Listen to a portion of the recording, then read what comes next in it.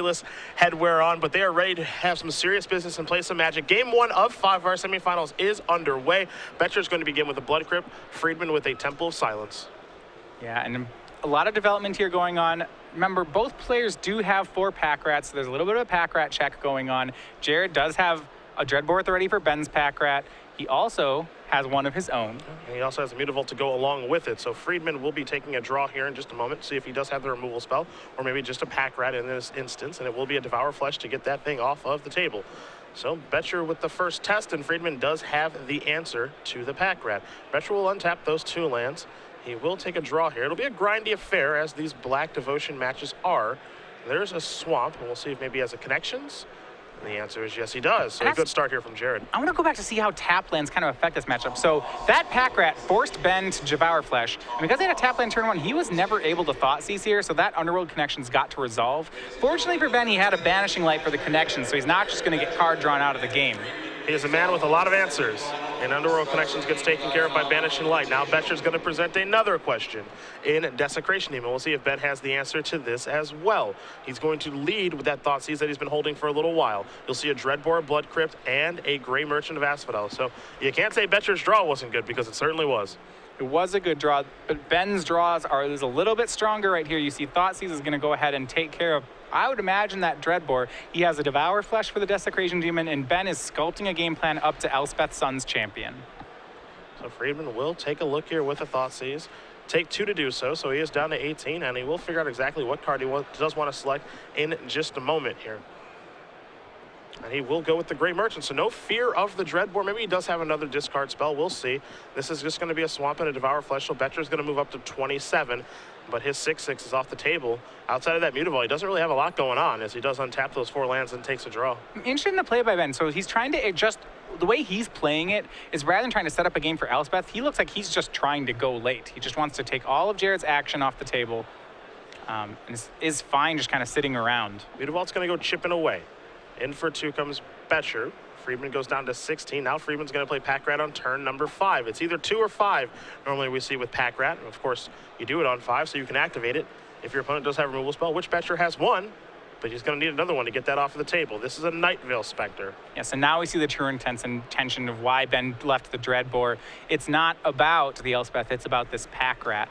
There's a little bit of a concern for him. Jared has 2 red mana up. Remember, Jared plays 2 main decked Mizium Mortars, so he's going to need a Mortars and a red source. It's a lot to ask for, because we know his last card's Dreadbore, but there is an answer to Pack Rat. He's not one of those decks that's just black decks that's cold to second Pack Rat. Boettcher offering up a Mutavault for trade if Ben wants to trade a Rat token or Pack Rat itself with it. Ben declines, takes 2, goes down to 14. He will activate Pack Rat at the end of turn, discarding a Lifebane Zombie. Boettcher will again pass the turn over to Friedman, who does have 2 2/2s in play, and they are coming into the red zone with the ability for so much more if Friedman would like. Yeah, I think he's going to make a 3rd rat. Ben's just on the rat plan here.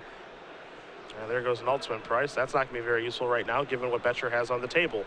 So now those are 2 3/3s, again with the ability to become 4 4s if Ben would like to activate that Mutavault. And it looks like he would, as he does do a little bit of math here, see how much damage is going to be coming across. The one thing to keep in mind here, however, is that he does not have an answer right now to this Night Veil Spectre. So even though Boettcher is behind, he could catch back up here. Yeah, but here's what I like about how Ben's playing it. You think about the extra cards. Night Veil Spectres were usually pretty good with extra cards.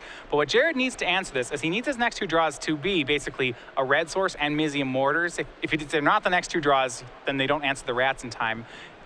Night Veil Spectre provides extra draws, but he's not going to find a red source or a Mizium Mortars in Ben Friedman's deck. And so there aren't actually cards in Ben's deck that deal with this. So you look at the cards Ben plays, he doesn't, for example, he doesn't have any Bio Blights. I don't think Ben's worried about the free card. There's not much he can do. And Jared is taking the aggressive approach here. He says, Dreadbore, one of those, get in here for 6. I'm going to try to race you. It's tough to race a Pack Rat, but he's got to try. So he gets it with 2 Mutavaults. He does find an Elspeth Sun Champion off of that Night Veil Spectre. It certainly won't help, but you can certainly see that Boettcher does have a game plan right now. He has a game plan. An unfortunate card for him to chop off the top, is it's one of the few things he will never be able to cast in Ben's deck. I imagine that what Jared's looking for right now is a Gray Merchant off of the top. Even though Ben doesn't have any, maybe he finds one off the top of his own deck right now. Obsidat, a card that, in a perfect world, he'd like to find, but again, he can't cast that one either. If he can't cast Elspeth, he certainly can't cast Obsidat. So the cards that he can find off of Friedman's deck aren't so great, all things considered, but more importantly is the damage that is being dealt by the Spectre in the air, as Friedman's going to go tapping some mana here. You see a Desecration Demon in his hand, and it looks like he's going to discard Elspeth to make a rat. Fire at Mutavault. We're going to get in the red zone here for 4, 8, 9, 10. Boettcher's down to 9 as he does untap and take a draw here in just a moment. Yeah, I think ideally the card that Boettcher finds is Whip of Erebos. It gains him life. I'm not sure it gains him life fast enough. Yeah. It could whip back his own Gray Merchant. As you said, Friedman doesn't play Gray Merchants. And for 2, there's a Desecration Demon. Not the best draw in the world there for Boettcher. Again, those pack rats, they don't mess around. They close games out quick. You see Friedman's at 6, which isn't very much, but Boettcher might not be able to deal these last points of damage. He's going to play a Temple of Malice here and take a look at the top card of his deck, see if he finds something that he likes, and he certainly doesn't right now. That card immediately going to the bottom of the deck. And I don't know if he can stay alive here. Remember, Desecration Demon's not actually a blocker because Ben can just tap through it with a rat token if he wanted. He might just have 2 Mutavaults on chump blocking duty, throwing those away. And I don't know if that leads to a win or not. I suppose what Boettcher can do here, assuming that Friedman has nothing, is he can block 2 rats with 2 Mutavaults. 1 rat gets through along with, I assume, a Mutavault, but that's not going to be lethal. And then Boettcher might have the ability to, again, attack with Nightveil Spectre, top deck a Gray Merchant, and get the job done. I think that's Boettcher's best chance to win this game. And we'll see if he does come to that conclusion as he does pass the turn back over to Friedman. Friedman draws a card. It's a copy of Underworld Connections. That one doesn't matter all that much. So he's got those 3 rats with the ability to make more. You see him reaching for the Mutavault right now. Yeah, so that draw looks like a pack rat to me. Yet another one. We will see. Ben knows that he has lethal in 2 turns, so things he has to watch out for are can't make sure Jared has a lethal attack back. He also has to make sure that Jared, he would like to close the Gray Merchant door if possible. That one's probably not possible because he can't stop 2 damage in the air, and Gray Merchant would deal 5. So he's just dead to the Gray Merchant top deck. Yeah, he needs to fade a top deck is what it looks like here. I don't think he has any other choices. Mutavault's going to get in front of, I believe it's going to be, I'm assuming it's 2 rats, not rat plus Mutavault. Yeah, so there are your blocks. Yeah, he says, I'm going to block 2 rats. It looked a little bit strange because he kind of just pushed him in front of those creatures. I think it's very clear, though, between the players exactly what's happening here. So Boettcher down to 2. Yeah, he took 7. Did he draw the Gray Merchant? No, looks to be a Mutavault along with a Thoughtseize in his hand. I had Thoughtseize here for style. Yeah? Go out with a bang? Oh, yeah. Yeah, I would show him I didn't top deck it. Boettcher's going to attack, see if there's anything he can find. It's a copy of Ultimate Price. Friedman's at 4, but that's not 0. Boettcher's going to pick up his permanents. Ben Friedman is going to win game number 1 here over Jared Boettcher. Black-White mid-range up a game over Black-Red Devotion. Black-White mid-range doing exactly what it was designed to do in the mirror. If you think about the things that he did that a normal black deck can't do, it was he cast a Banishing Light to take care of an Underworld Connections. Yep. He had some Planeswalkers, some Elspeths. They were able to take care of the game. Those are very powerful things he's able to do. It is trivia time, my friends. It's time for our 6-month giveaway. Matthias will have the rules, and I will have the question. All right, so rules same as last round. If you can correctly answer this question Cedric's going to ask, do tweet that answer at us. Make sure that you're tweeting at SCG Live with this hashtag you see on the bottom. It's hashtag SCG Premium. At the conclusion of the match between Burton Sheeny and Ross, we'll give away 6 months of Star City Games Premium. That's correct. We've got a long semifinals to make our way through. So again, this is about accuracy, not speed, as we will ask a pretty simple question, all things considered. You're going to take a look at Boettcher's sideboard here. He does, you mentioned Whip of Erebos. That's a pretty good card. That's a God's Weapon. He also has another God's Weapon in his sideboard, a one of. And if you can name that other God's Weapon in his sideboard, hashtag the answer with the hashtag of SCG Premium. And again, make sure you're following at SCG Live, and we will announce the winner at the conclusion of our total semifinal round. So it'll be a little ways, well, we assume a little ways from now. Given how quickly our quarterfinals went, that may not be the case. Yeah. But we'll see what happens here in the semifinals. As we turn our attention back to the match right now, it's time for a little sideboard analysis. We will start with Ben Friedman. He's up a game right now. And you see he's got some nice options here. 2 Sin Collector, Banishing Light, an Underworld Connections, Bile, Blight, Deicide, 2 Doomblade, 2 Freakus Cure, an additional Obsidat to the 2 in his main deck, a Whip of Erebos, a Erebos God of the Dead, and 2 Duress. A lot of good options here for Ben. Yeah, a lot of one-ofs, so let's start at the top. This is, as we've seen before in these blackish mirrors. It's a lot about tearing apart your opponent's hand and protecting your own threats. To that effect, you have to think that Duress is going to come in out of the matchup. Underworld Connections is great. It's one of the best cards in the matchup. He's only main decking 3. We'll see 4 after the sideboard. Other things you can see, Banishing Light is great at taking care of most of Boettcher's permanents. The sideboarding can get kind of interesting here because of the presence of all these Rakdos' returns for Jared Boettcher. Ben doesn't really have a great defense against that. He's going to board in the Erebos as well, so he has the traditional cards. I'll be interested to see what he does with his Blood Barons in this spot. Typically, they're good in the matchup. Okay, he has Obsidat, though. So he does have 2 Obs, so he can up his Obsidat count. He also can, if he wants to go for a full grind, get this Obsidat and Whip of Erebos combo going. I'm not sure whether that's too grindy or whether it's something he's interested in. On the other side here, we see 3 Life-Bane Zombies, a Sire of Insanity, Devour Flesh, a Magma Spray, an Ultimate Price, Hammer of Perforos, a Whip of Erebos, Erebos God of the Dead, a Dreadbore, 3 Duress, and a Rakdos Return. A lot of the same tools here for Boettcher as Friedman. The big one, of course, is the additional Rakdos Return in the sideboard. We know Erebos is going to come in. I imagine the Duresses as well. I could see Dreadbore coming in, assuming that Jared wants more removal to take care of Pack Rat. You know, Life-Bane Zombie not for this particular matchup. And there's the potential for Hammer of Perforos in this matchup. I'll be interested to see if he does bring that in here. Yeah, I don't feel like it breaks open like the board stalls that this matchup creates. So I'm also interested in it. I'd like to actually point out something going back, whether or not he's going to keep his Mizium Mortars. So this is different in top 8 than it would be in the Swiss. I, for example, just assumed that a black-white mid-range deck would be playing some number of Blood Baron. You know, that's why you play it, right? To beat the mirror. So if I was Jared Boettcher in the Swiss, I would certainly keep my Mizium Mortars. As we see, actually, now that they have each other's deck lists, all of Ben Friedman's black-white finishers at 5 are Obsidats. He's actually not playing the Blood Barons. So I'm not sure whether Jared keeps his Mortars anymore. Those are kind of a silver bullet for Blood Baron. It still could, I guess, in theory, answer a Pack Rat. He needs to make sure he doesn't have 2 mana removal to not get Pack Ratted, but that card lost a huge amount of value. Yeah, I don't expect, Mizium Mortars to overload. That's also, I don't believe, realistic in this matchup. He worked his way towards 3 red, but if you look how many red sources Boettcher does have in his deck, 4 Blood Crypt, a Mana Confluence, 4 copies of Temple of Malice, and a Temple of Epiphany. We're looking at 4, 8, 9. That's 10 sources, which isn't terrible, but you have to find 3 of those to be able to overload. I don't really think the game is going to be about that, especially after sideboard. You can make an argument for leaving them in just to have a 2-mana removal spell to take care of Pack Rat. We'll see. I know one place that Jared actually gets an edge in this matchup, and we almost saw it come to be there, even though it was a little late to the party, is the fact that he does have Nightveil Spectre, where Ben does have Life-Bane Zombie. So even though he has that little edge, it didn't help him in game number 1. We'll see if it'll help him in these subsequent games. Yeah, I mean, he does have the edge on the Nightveil Spectres. You're absolutely right. He has a decent edge in these Rakdos' returns. It's certainly something that's relevant. I don't know if it's as important as Ben Friedman's just ability to answer cards like Underworld Connections. This white removal is really good for him here. Yeah, Ben was able to stop what Jared was doing and then able to convert that to a win with Pack Rat. We saw in turn 2, Ben had Devour Flesh for Jared's Pack Rat. On turn 3, Ben had Banishing Light for the Underworld Connections. We played a couple more turns there. Ben playing a Pack Rat on turn 5 with the ability to activate it, and then he does win the race. Ideally, that's how Ben wants the games to go. Yeah. So the red division has a lot of things going for it, and I think he has high impact plays like Rakdos' return. One of the biggest things is that Jared still can't answer permanence very well from Ben. For example, Underworld Connections is here to stay when Ben plays it. Erebos doesn't come off the table. And I think that gives Ben the inevitability in the matchup. So Jared has a lot of cards that will help him get that early blowout. If he returns Ben's whole hand, for example, he can top deck that. But I think the pressure is on Jared to win the game a lot of the time. Yeah, I think so. I mean, I feel like he's going to be the aggressor. I feel like he does have some really, really nice tools in the matchup.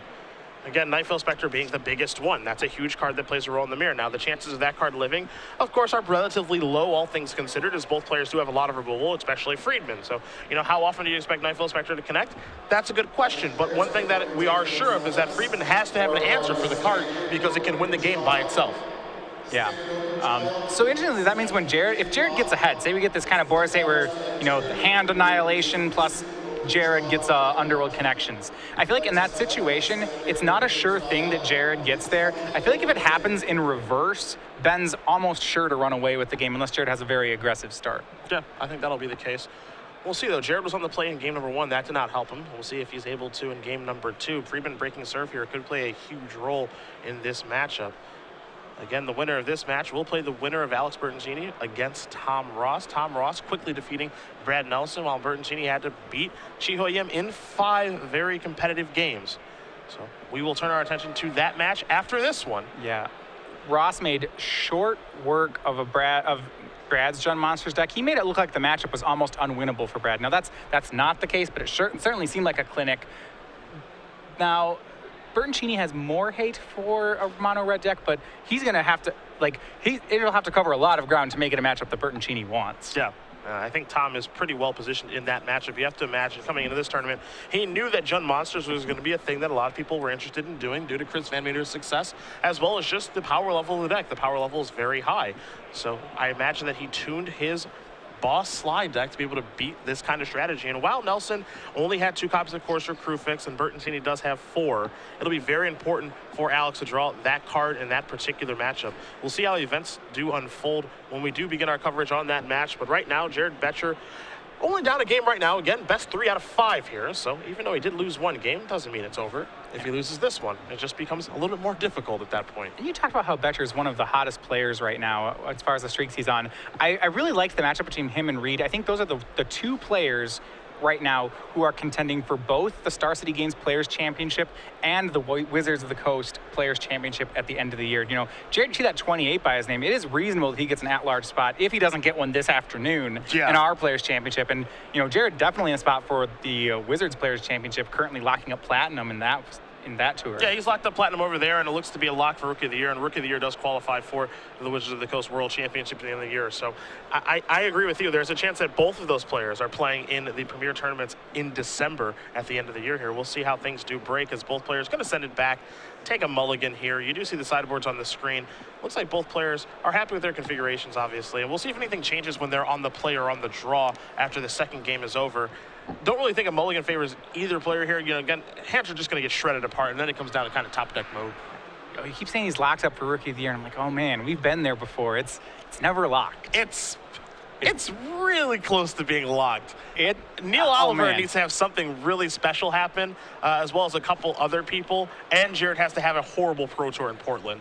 I mean, I don't want to give him, you know, the title before, you know, it's given to him, but he's about as close as you can get. There have been situations where some guy no one had heard of just won the Pro Tour. I do know that. Other thing, too, for Neil Oliver, he lost the PTQ in the finals in Las Vegas a little earlier. I actually think it was last month. He lost in the finals to former coverage reporter for us, Glenn Jones. So Neil was looking to get back on the Pro Tour to maybe steal that Rookie of the Year title away from Boettcher, but he'll have to try to do so another weekend. Yeah, absolutely. And both players mulliganing down to 6 here. We'll see if they find hands that they like. And again, Boettcher will be on the play this go around. His splash of red, Friedman's splash of white. It's kind of funny mull to 6 in this matchup. A lot of times when I watch the match, I already feel like they've mulled to 6 just because they're all thought seizing so many times. So I almost feel like this doesn't change the contour of the matchup at all. Maybe it's more likely that one person just kind of gets knocked out of the game early on.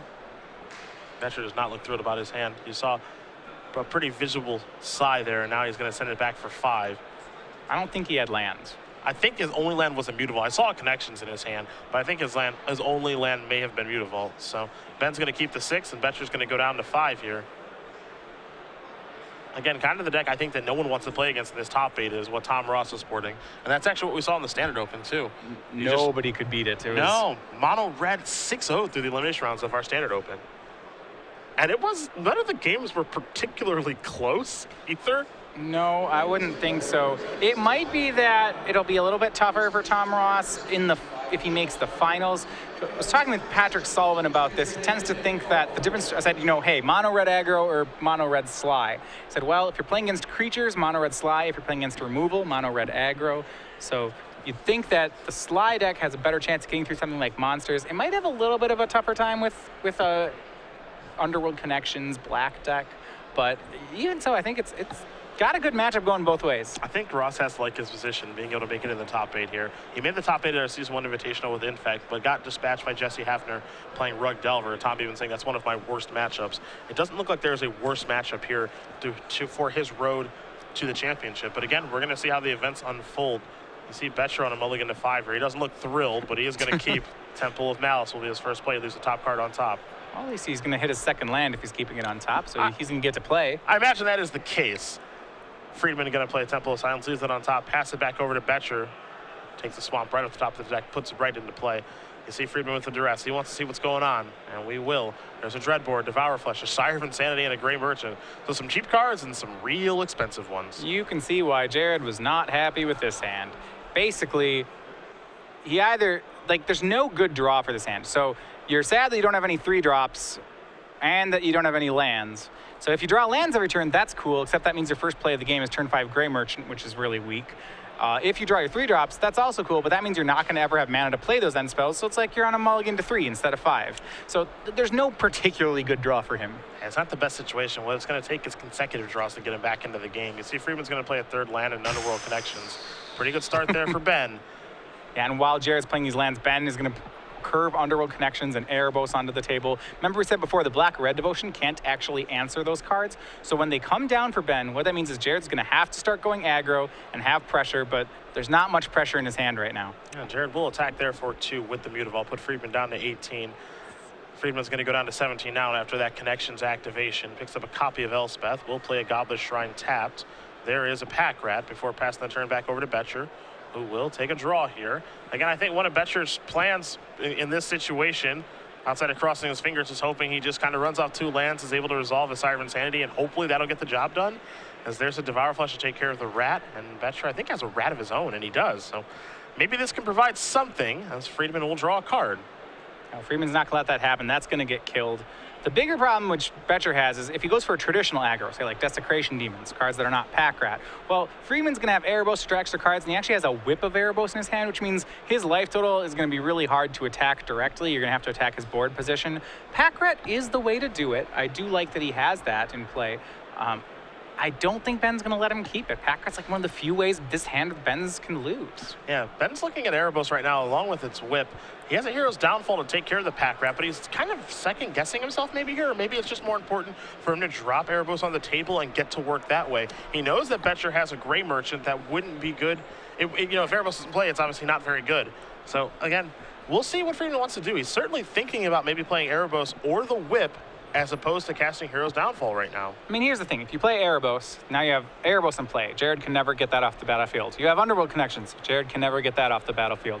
Your next play would be Whip of Erebos. As long as Jared does not duress it this turn, he never gets that off the battlefield. So you have a permanent 5/7 lifelink indestructible that's never going away. Like, talk about a powerful position. 5th land there for Boettcher, allows him to play Gray Merchant of Asphodel. He takes 2 from the Blood Crypt, gains 2 back from the Gray Merchant, but he does drain Friedman of 2 life. Friedman draws a copy of Devour Flesh. See where he wants to start this turn. Again, it's very realistic, I think, for Sire of Insanity to actually make this a game. I'm not saying it's going to steal the game, but it allows it to become a game. And I don't think Ben Friedman's respecting the Sire here enough. I mean, we'll see if he plays Pack Rat. Pack Rat could get it, but this is why I think Ben would traditionally like to have an Erebos, and if he gets Erebos and Whip in play, I don't think it matters what Jared does.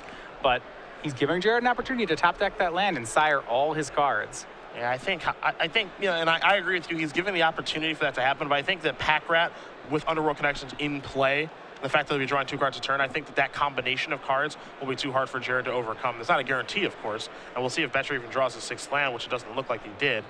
We'll see if maybe it's a Connections, maybe a Nightfall Spectre, and it is a Spectre, so that's exactly what he has found for the turn. Ben leaving up enough mana to make another Pack Rat in case things go awry. He does know about Sire of Insanity. So he knows that last card's not a kill spell. He can take down the Pack Rat mana. Looks like a Devour Flesh is going to be cast here, giving Boettcher the option, of course, activate Mutavault, but I think right now for Boettcher, it's, hey, I need to get to 6th land, so I can't afford to lose my Mutavault. Yeah, rather than get another rat token, Ben opts for another card in the Devour Flesh. He draws off Underworld Connections. And now you see Demon, Whip, Obsidat, Erebos, Elspeth, just a ton of heavy hitters. He's found the expensive half of his deck. Now, of course, all these cards are really good, but he doesn't want, I think, all of these cards in his hand at the same time. You know, he'd like some cheap things and some lands, you know, be able to play multiple spells in one turn, because now he has to figure out how he wants to sequence his cards. You know, do I play Obsidat this turn with the potential to lose everything? If that's the case, am I okay with losing everything? Do I play Erebos? Do I play Whip? You know, which way do I go? I think that Ben has the tools to win the game. I think Whip is the safest play, because if he plays Whip, Obsidat conveniently goes to the graveyard. So sure, even if Jared top decks that land, well, Whip plus Obsidat will be in play, and you'll be in play forever and gaining tons of life. You saw an activation of the Underworld Connections. It draws a Mutavault. Mutavault comes right into play. Arguably the best land that Ben could find that turn, and now he's going to play an Obsidian. He will, gain 2 up to 15 and drain 2 from Boettcher. Obsidian's going to go hiding, and now Boettcher is going to untap. He's in some trouble here as he does draw a card. We'll see if he wants to attack, and he will. So Friedman's going to go back down to 13. Top card is a Swamp. Well, he has the land for that Sire now. Depends on how good the card he drew was. Yeah, how good does he think Sire is right now, too? In this situation, you see Ben's ready to discard his hand. He says, yeah, if you want to, you can. That's cool with me. The question is, does Boettcher have a choice? Does he have to play Sire and then hope the top deck better? There's a Hero's Downfall in his hand right now as well. That's the card he drew for the turn. It's interesting because normally you'd want to keep that Downfall for the Obsidian. Right now there's the problem that if you let Ben untap, he's going to make a whip, and then nothing deals with Obsidian. So I don't think Sire is good for Boettcher, but I really don't feel like, I feel like not Sire is even worse. Yeah, Sire, takes care of the whip that's in the hand along with all the other resources, and Boettcher just decides to pass the turn back and represent Hero's Downfall at this point. So doesn't think that this is the best spot to cast Sire of Insanity, and it's tough to say. You make your opponent discard their hand, but then you're facing down an Obsidian, you're facing down a Pack Rat, lands that are in play, a Mutavault, and Underworld Connections that can draw multiple cards. It's no easy decision to be had there for Jared Boettcher. And he just elects to pass the turn back over to Friedman, who, again, we're going to see which one of these expensive spells he wants to deploy now. I'm still waiting for Friedman to go whip Obsidian. That's just an interaction that I'm not sure Jared can answer. Well, there's whip finally. Like Jared can't remove... he doesn't have any shatter effects despite the fact he's playing red, so he can't remove that whip. He can't remove the Obsidian because the whip will keep it alive. Yep. I don't know how he wins through this. This might be the old hard lock. There's a Hero's Downfall to target that. This is a momentary reprieve. The way he wins through it is pack ratting through it, which that's not real right now. Not to mention if he got his pack rats big enough, then Ben could just Elspeth them. Yeah, that's true too. Assuming Ben gets to continue to keep his hand, as Boettcher's going to untap these 3 lands and Nightveil Spectre. Looks like he may have drawn a copy of Erebos, which is interesting here. Shutting off the lifelink from the whip as well as the Obsidian. So there's a Swamp. Man, this is no easy game for Jared Boettcher to win. He's going to need help with the Nightveil Spectre along with his draw step and some things to go really right for him. He's certainly going to give it his best shot to try to figure out what he can do. He's going to play the land off a Nightveil Spectre to start. And there you do see Erebos, which is almost active right now too, so we could have maybe a racing situation again. I think this is going to be a really hard game to win, but he's not out of it yet. Yeah, Erebos was as good of a draw as anything, actually. A pretty good draw for Boettcher. The question is, are any draws good enough? I mean, it just seems like Ben does have the higher power level cards, and he's really doing a good job of establishing inevitability right now. Yeah, but is he deploying these cards in the right order? That's the question. Again, we don't argue the power level. I think Ben has the cards to win the game. He's got Elspeth, he's got Desecration Demon in his hand, Obsidian coming in and out, Pack Rat in play, Connections in play, Whip in play. He has the cards to win. It's just, does he deploy them in the correct order to get the job done? And can he overcome maybe some of Boettcher's great top decks, with his own deck as well as Friedman's? Yeah, well, the best thing that Erebos has done for Boettcher is it has turned off Ben's life game. If Ben was still gaining life with Obsidian and Whip, I don't think Jared would be able to answer just Ben tapping 4 and whipping back Obsidian. As it is right now, that's still a pretty strong play, but with Jared at 20 and Ben at 12, it's not as appealing. And you kind of see that because for the turn, Ben started making rats. And I think that's an indication that Ben's slightly uncomfortable with where this is. He's still in command, but he sees that there could be a chink in the armor. Looks like we're tapping some mana here.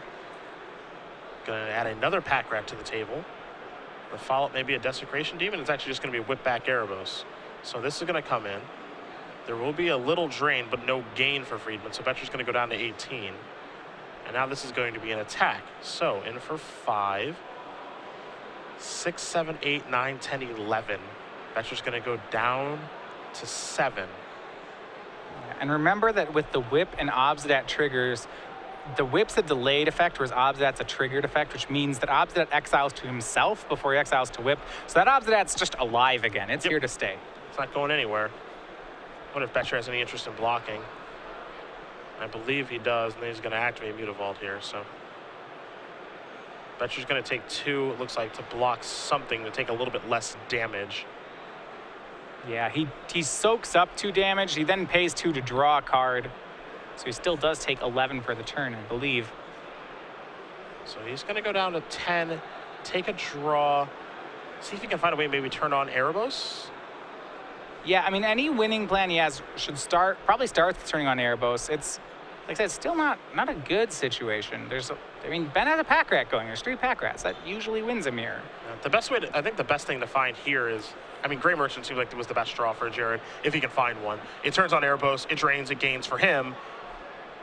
And I think that might be the card that he was looking for here. You see, it's kind of Frodo's brow here. It looks like he may be trying to figure something out. Nightfall Spectre, again, is not going to reveal a Gray Merchant from Ben's deck. That's not an option, since he doesn't have those. Looks like he's just going to attack here with Nightfall Spectre. That's going to reveal a Duress. One of the worst cards Jared can find in this situation. He's not looking for discard anymore. Well, I think Jared's going to play Sire of Insanity this turn. There's a chance, so Duress not really doing much. He's going to take one shot at Erebos, digging for what I have to imagine is another shot at Gray Merchant. Yeah, that's what I think too. He went down to 8 to do so. Yep, and he knows he's beat, so he's going to concede this one as well. Ben Friedman's going to win game number 2 here over Jared Boettcher. Black-white mid-range, 1 game away from moving on to the finals. Ben Friedman, 8-0'd standard with this deck.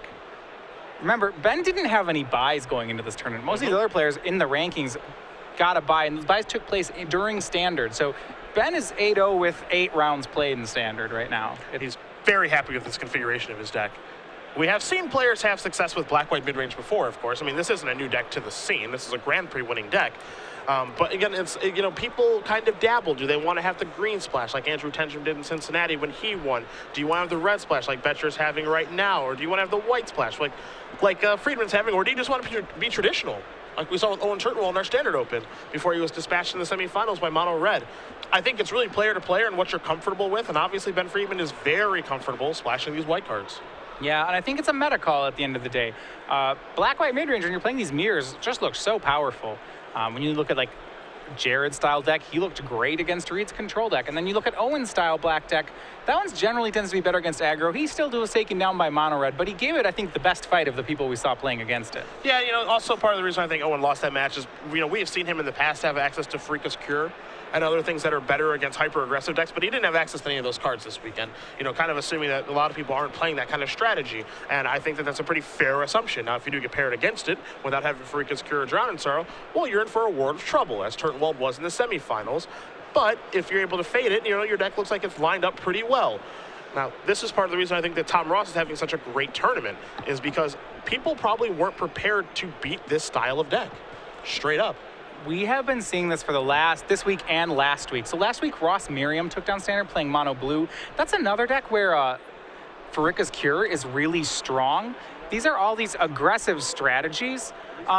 Normally in this situation, players play cards like Farika's Cure. Like the mid-range has definitely become a bigger part of the metagame. We see a lot of players playing Corsair Kruphik decks with Sylvan Caryatid. So as these mid-range decks have gotten more popular, the mono-black players have wanted to stop playing Farika's Cure, start playing more Doomblades, maybe start playing more ways to deal with Planeswalkers. As you see from Jared, more Rakdos' return, and that has really come at the expense of their matchup against one-drop decks. You know, mono blue winning last week, mono red winning this week, maybe even mono red winning the Invitational.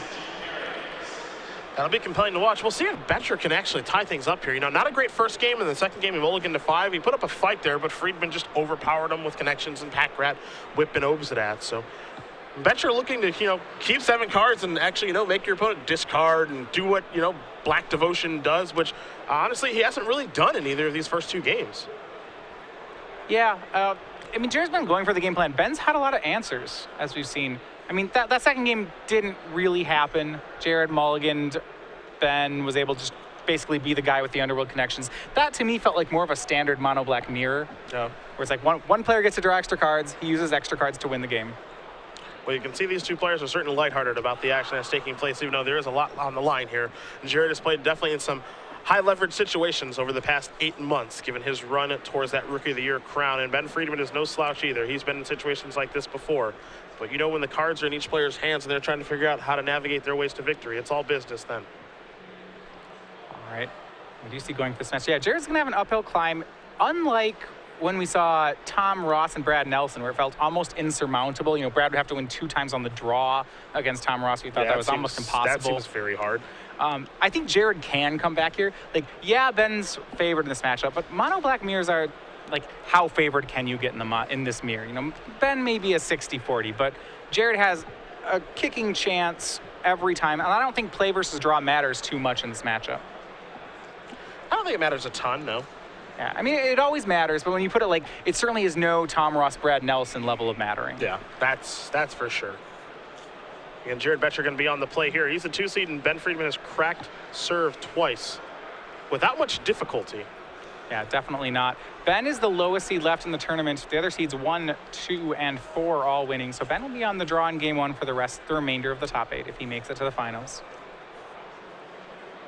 Boettcher going to take a look at an opener. And looks like he has kept his hand pretty quickly here. So we're underway in game number 3. A Blood Crypt going to come into play tapped. Goblet Shrine here for Friedman. Boettcher on his second turn. We'll see what he does have. Is it a discard spell? Perhaps a Pack Rat? Just going to be a Blood Crypt tapped. Over to Friedman we go, who draws a copy of Whip of Erebos.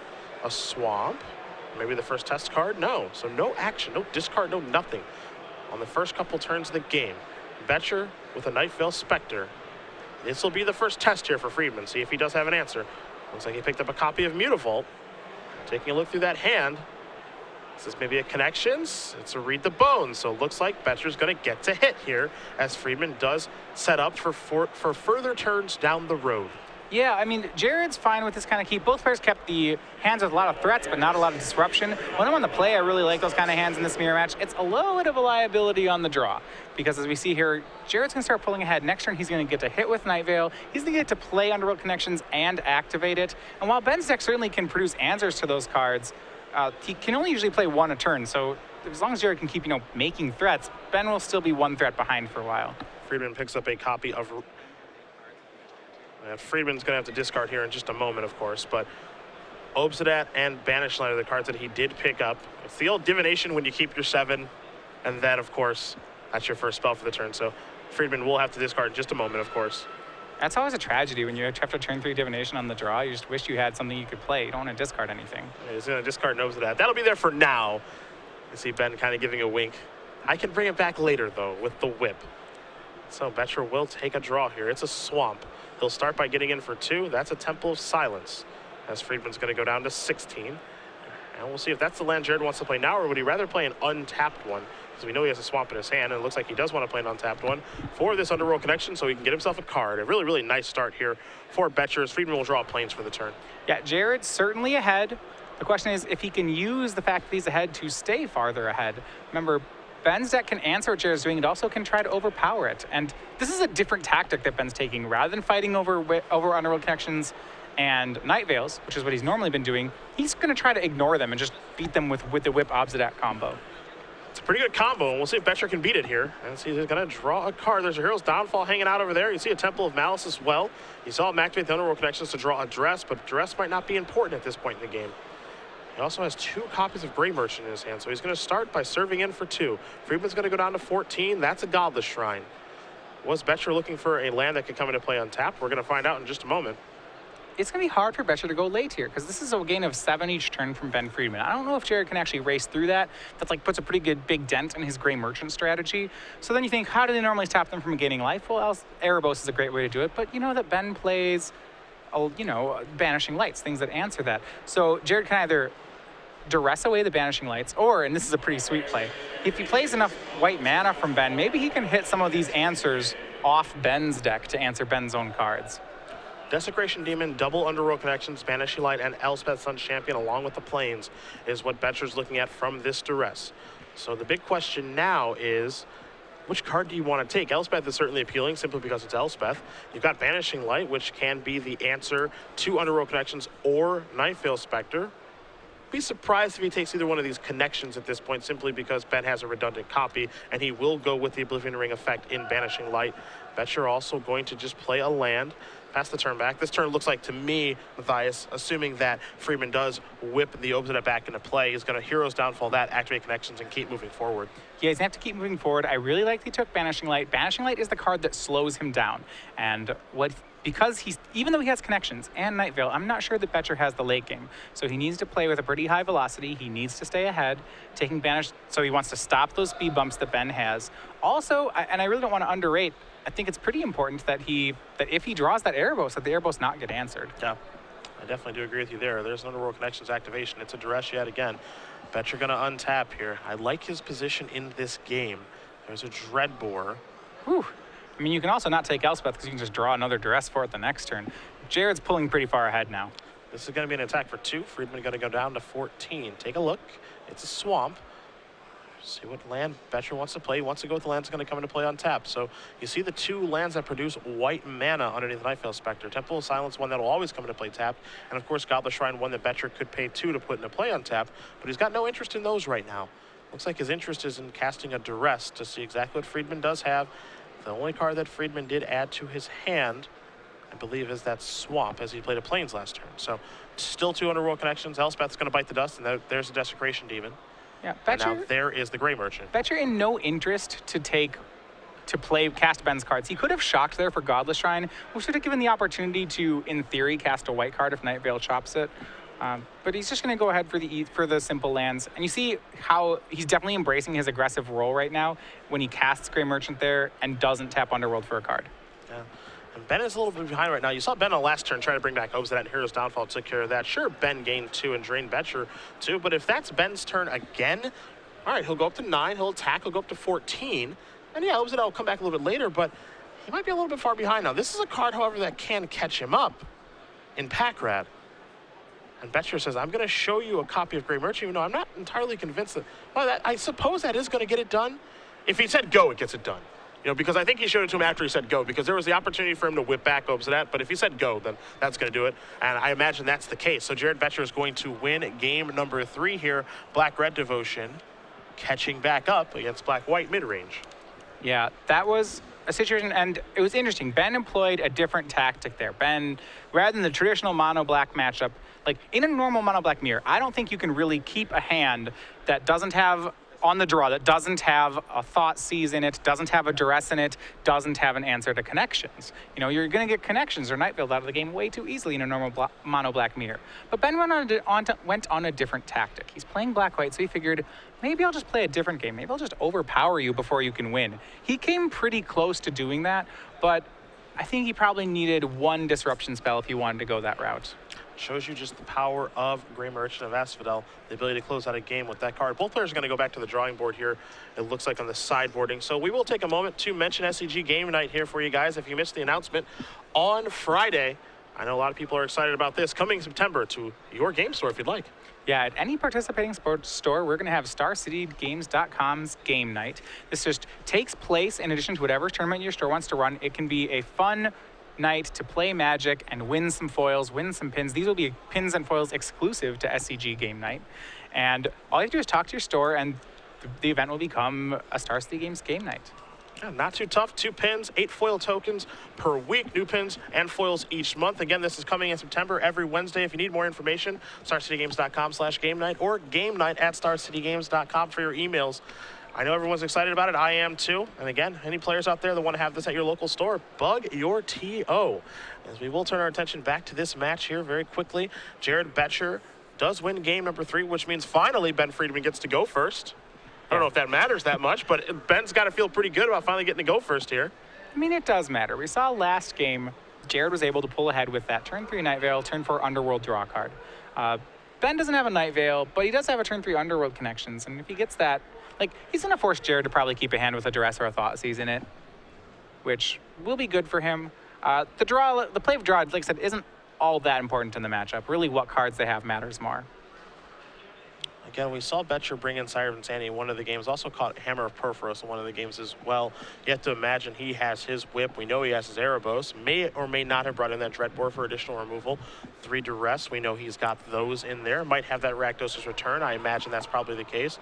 On Ben's side, he has a lot of great tools as well for this matchup. He's definitely got some more expensive tools, as we saw in game number 2. Erebos, Obsidian, Whip, things like that. Elspeth's in his deck as well. He's got the high-end cards, which also, in theory, means he has the more powerful cards. He just needs to be able to cast them in time, which he was certainly not able to do that game. Yeah, he died with 6 cards in his hand, I believe. Yep. You know, full grip. Interesting. I like how Jared's sideboarding. So he brought in Hammer, and I wasn't convinced at first how good Hammer would be here, just because I wasn't sure it could actually overpower what Ben's doing. But he is going for some low-end threats. Interestingly enough, I'm not sure he kept his Rakdos' returns in the matchup, which could make sense. They're traditionally good against control decks, but these decks tend to tear apart each other's hands enough that I'm not actually sure that he'll, like, by the time he Rakdos' returns in this matchup, it may already be too late. Yeah, I think that would be the case too. If he had some Planeswalkers to fire off with, I think it would be good, but I don't think the situation is going to present itself where, you know, you can kind of set up a Rakdos' return or fire off a Rakdos' return out of nowhere that the opponent doesn't know about.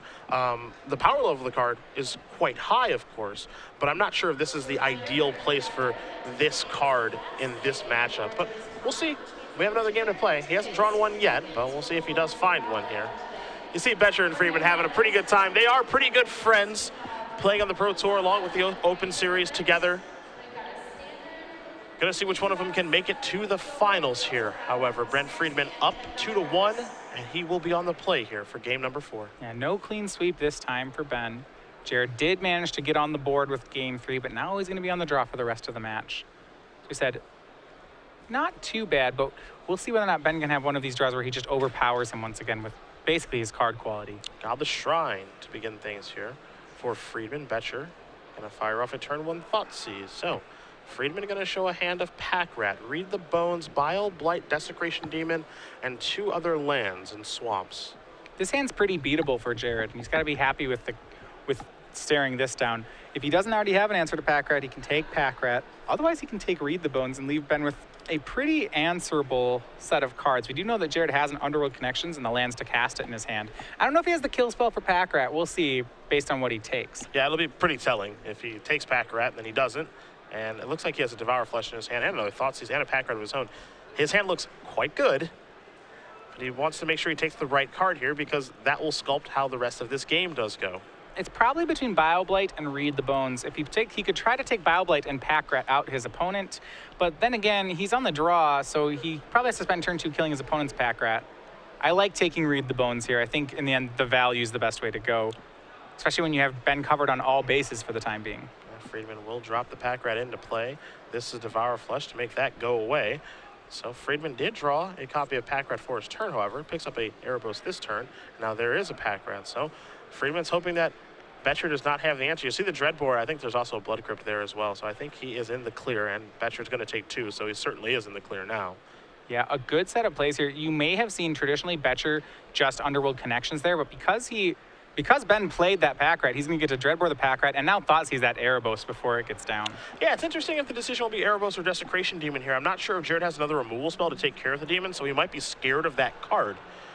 So, and he's actually giving this some thought. I think in most circumstances, you just take Erebos and you move about your day, but given that his hand might be removal light, or he might not have a removal spell at all, he might say, I have to take the 6/6. I'm already at 14. I can't afford to take 1 or 2 hits from that card. Yeah, he does have Underworld Connections in play, but you're right, he certainly doesn't have a kill spell for that demon. He would like to just Connections out this game. Remember, he doesn't have the 4th land either. So I think he's priced into taking this demon. And he doesn't. We'll see if Ben top decks the land to be able to put, the Erebos into play. It's a big draw, and there it is. So the demon would have hit play if he didn't take that. So either way, a 4-drop in play here for Ben Friedman in Erebos, God of the Dead. Last card in his hand is a Bioblight. Boettcher going to cast a Thoughtseize.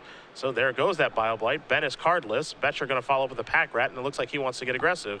Yeah, Jared had 2 lines there. He could have gone Underworld Connections, tap, and tried to fight Erebos on the card advantage front, or he could Thoughtseize the Bioblight and try to Pack Rat out Ben. He opted for the Pack Rat. We'll see how well that works now. There's a Connections for Friedman. He's going to activate this right now, hoping to maybe draw a land. He picked up a copy of Elspeth. So now it's time for Boettcher to get aggressive and try to get this thing over with before Ben's able to take over on the card advantage front.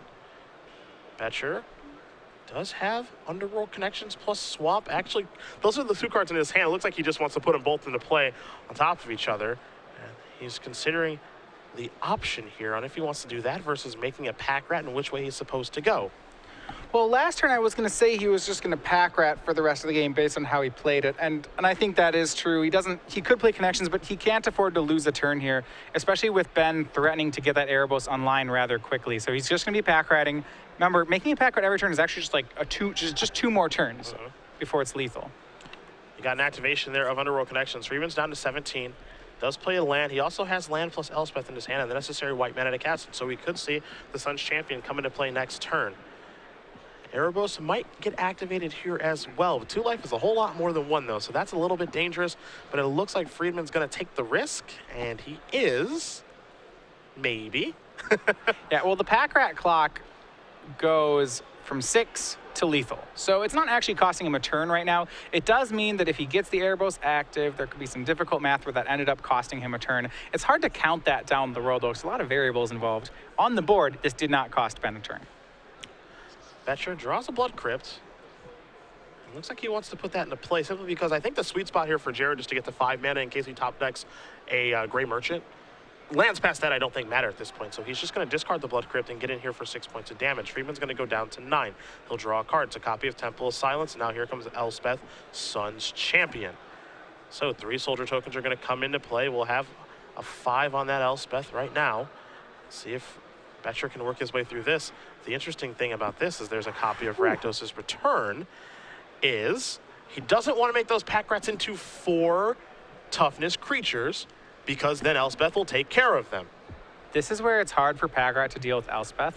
She actually matches up just really nicely with him. She can, if he leaves them all at 3s, she chumps them all day. If he brings them to 4s, then she kills them. What he can do is he can swing, take care of all the tokens, then on end step make a 4th pack rat, untap, swing, make a 5th pack rat, and presumably kill Elspeth or get her low enough that she cannot minus to kill the rats.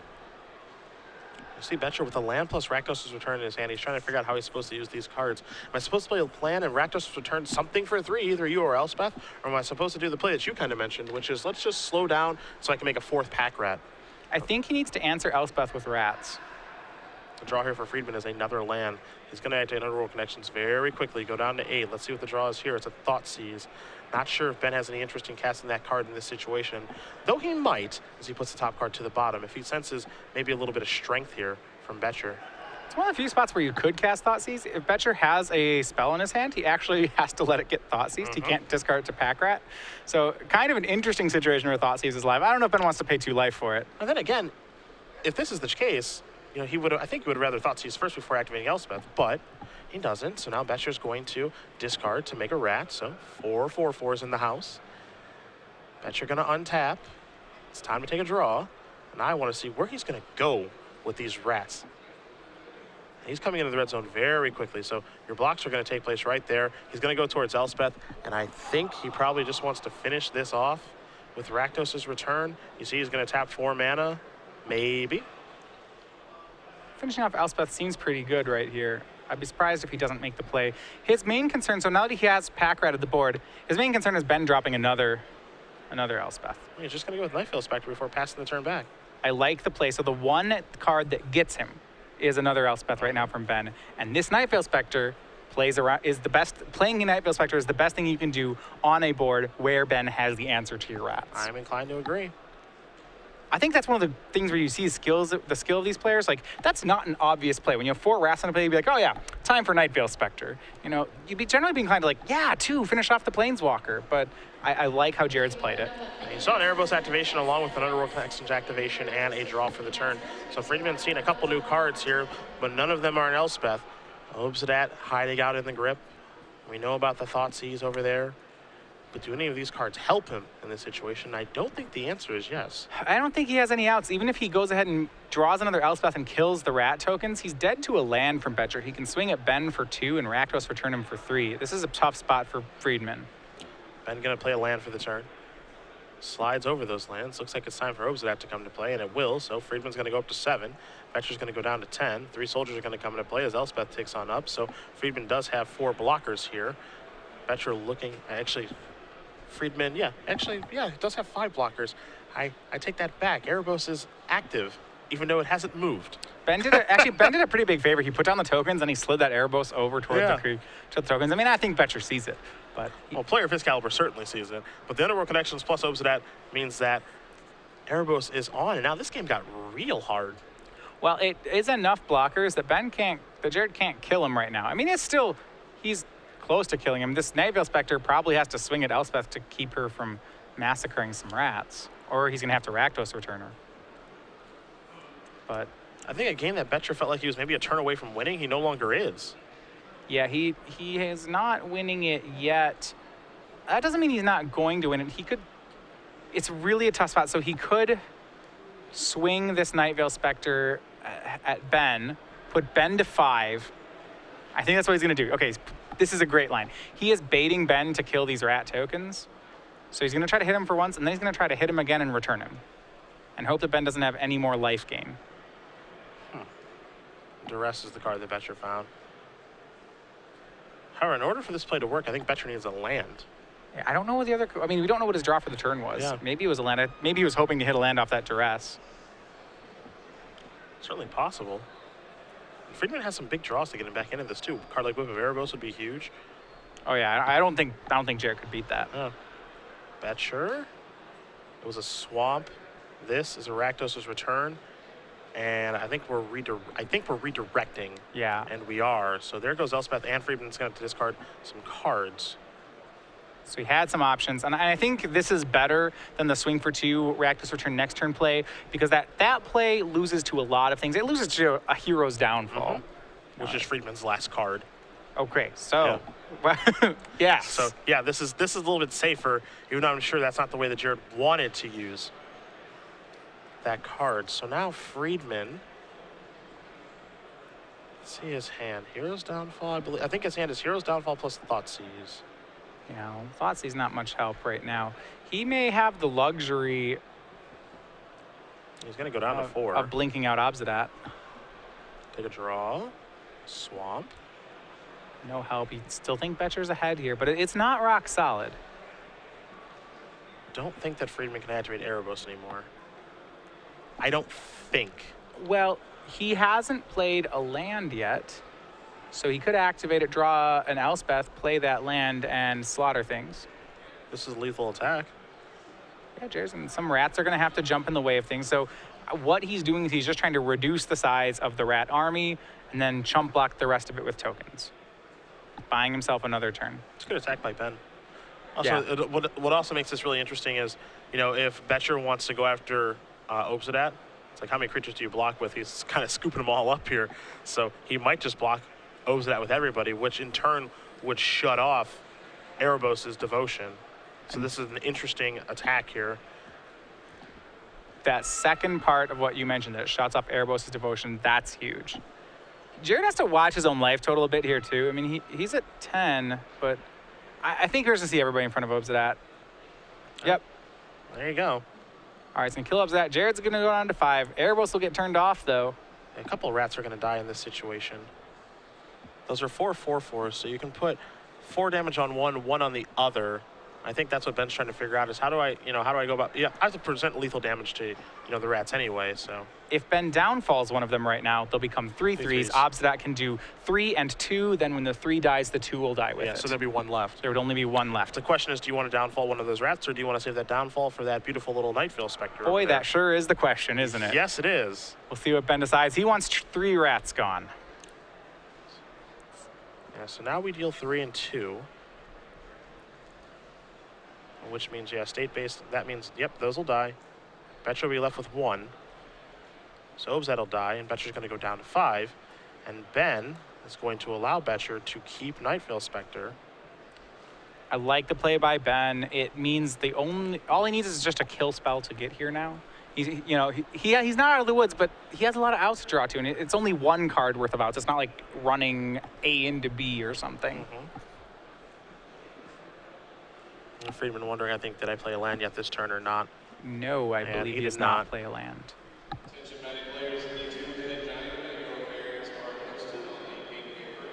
He's counting up. Yep. There you go. They have not played it. Boettcher going to untap very quickly. We'll take a draw. There are some game winners out there for him in Grey Merchant. Oh, yeah. Grey Merchant's great. Rakdos Return will do it as well. This is a pretty easy place to start, however, which is get in for 2. Put your opponent down to 2.